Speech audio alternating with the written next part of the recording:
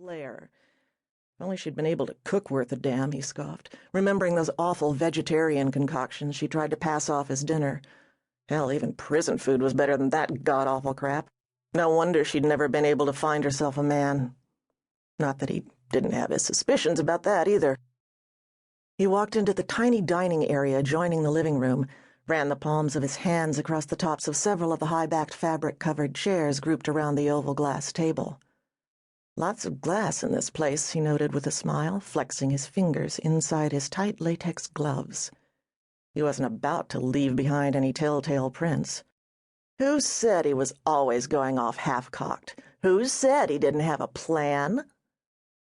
He glanced toward the kitchen on his right and thought of checking out the fridge, maybe even grabbing a beer if she still kept any around.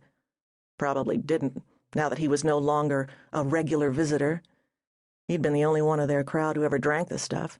The others clung stubbornly to their Chardonnay or Merlot, or whatever the hell garbage it was they insisted on drinking.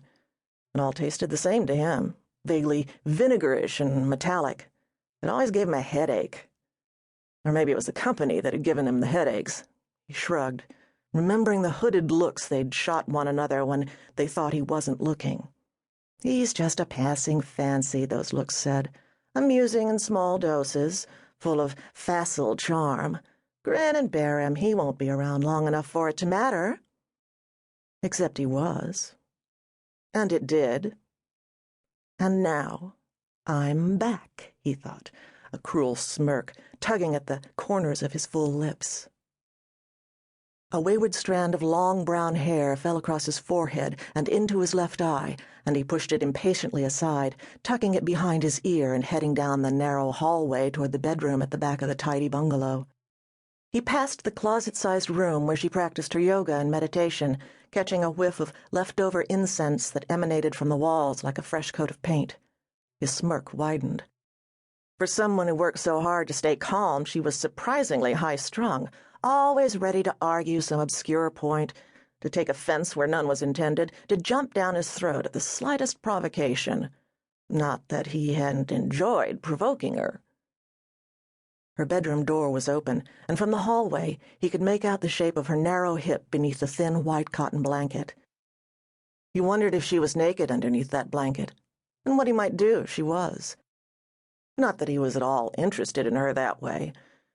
She was a little too toned, a little too brittle for his taste, as if, with the slightest degree of pressure, she might break apart in his hands. He liked his women softer, meatier, more vulnerable. He liked something you could grab onto, something you could dig your teeth into. Still, if she was naked... She wasn't. He could see the blue and white cotton stripes of her pajama top as soon as he stepped inside the room. Wouldn't you just know she'd be wearing men's pajamas, he thought. Shouldn't be surprised. She'd always dressed more like a guy than a girl. Woman, he heard her correct as he approached the queen-sized bed. Fit for a queen, he thought, staring down at her.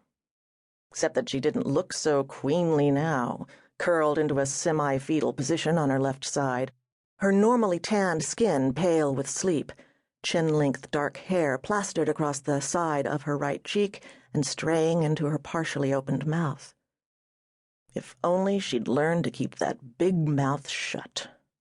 Maybe he'd be visiting someone else tonight. Or maybe he wouldn't have had to visit anyone at all. The last year might never have happened. Except, of course, it had happened, he thought, clenching and unclenching his fists at his sides, and it had happened largely because old Gracie here couldn't keep her stupid thoughts and opinions to herself. She was the instigator, the agitator, the one who turned everyone against him. Everything that happened had been her fault. It was only fitting that tonight she be the one to make things right again. He looked toward the window on the other side of the bedroom, saw the sliver of moon winking at him from between the slats of the white California shutters. Outside, the wind was painting the night with a surreal brush, combining disparate colors and surfaces. Inside, all was still and serene. He wondered for an instant whether he should leave without disturbing her. Probably he could find what he was looking for without having to wake her.